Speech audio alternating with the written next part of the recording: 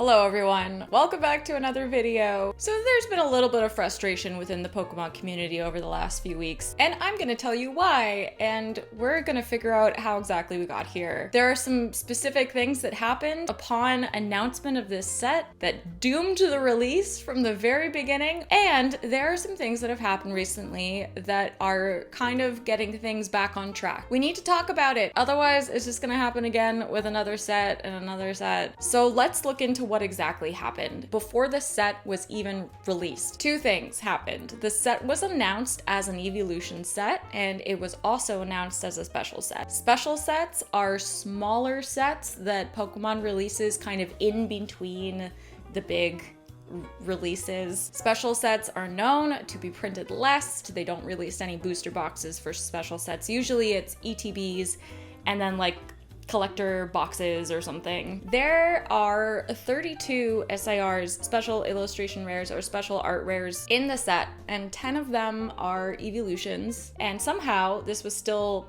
broadcast as an evolution set, probably because Eevee was on the frickin' cover of the ETB and the Japanese booster boxes. People were not focused on the reality. Instead, they were focused on what this set's potential was and what this set could be. The biggest issue with this set, the amount of hype. You had huge streamers, huge Poketubers opening Terrastal Festival and saying that it was one of the best sets they had ever opened. This is the best set that's ever been released. This is the best artwork that's ever been released. Could this be Pokemon's biggest release yet? When you have an audience that's that big, you have influenced so many people so fast. And that's what these people are. They're influencers, and that's totally fair. They're supposed to go on and they're supposed to speak their mind about the sets. Totally fair if they genuinely felt like this was the best set that Pokemon had ever released when they were opening Terrastal Festival. But here's the thing. You have to be so careful with the words that you choose to use, because you don't think scalpers are watching those videos. They're doing their research too on which sets are gonna be humongous. Prismatic Evolutions got so hyped up that so many different stores that don't normally sell Pokemon product were asking for allocations. It was in the news, you heard it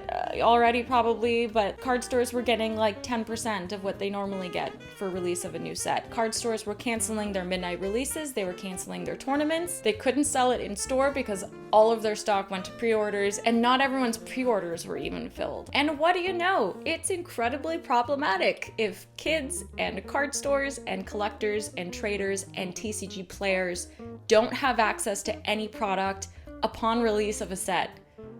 Who would have thought? Then something happened. Before the set even was released to the public, streamers, scalpers, whatever you want to call them, got their product and started selling the packs. And they started selling the packs for like $20 to $30 per pack. I could not believe it.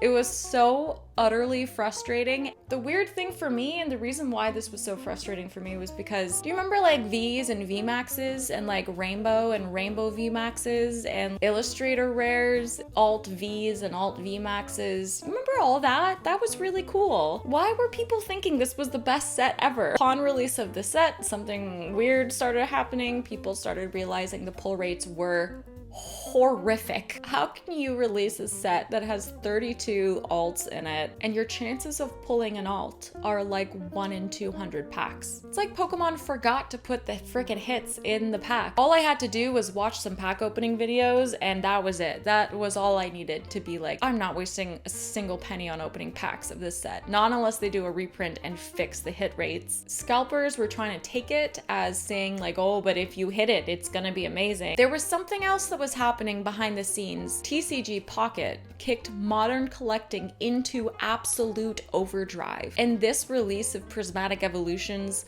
should have been adjusted to accommodate the flood of new Pokemon people. There was a promo that was recently released on TCG Pocket to celebrate 40 billion cards being pulled on the app. 40 billion! There are a lot of new people in the Pokemon community as a result of TCG Pocket, people are coming in and realizing, oh, this community is just like scalpers. I feel like this is a really negative light. Then something else happened, which was incredibly important. And that is that PokeRev went on YouTube and did like a 9-hour stream selling packs at market value. And it's really great that he did that. And I respect it a lot, even though he hyped it up so bad. Oh my god. At least he went on and tried to correct the market a little bit. Nobody was online selling product at market value, especially not on a live stream. And he got on and did it, and it proved that if he can do it, then it can be done. Some people were getting online and selling starting price at market value, but then it was actually like an auction, and like that doesn't count. He went online and just straight up sold the packs for market value. Everyone in the comments was so happy, and like they were like, this is so wholesome. Something else happened that was super important. Pokemon released a statement saying that they were planning a reprint, which is so fast. It's been a week of the set being out and they're already announcing a reprint. They didn't say when that's gonna be or give any sort of timeline whatsoever, which is a little unfortunate, and scalpers will definitely use that to their advantage to try to sell off the product that they have. But what's most important is that calmed people down a lot, I feel. People were less angry. People were like, well, screw the scalpers, I'll just wait. And hopefully we're moving in the right direction here where this will get corrected. Prices will come down on the singles. Everyone just needs to kind of relax, you know? Just everyone needs to chill. Anyway, that is the timeline. That is where we're at. I just feel really bad for the kids.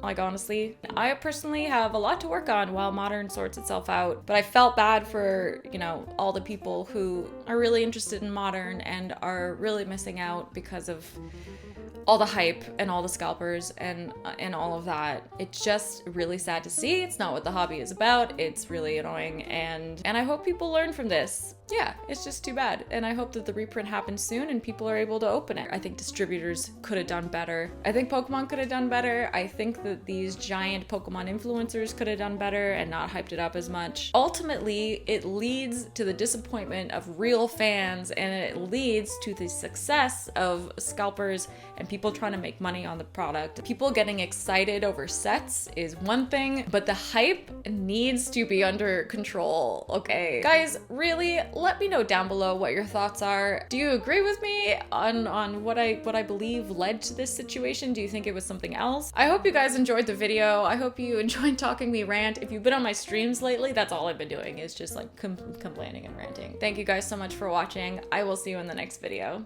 Bye.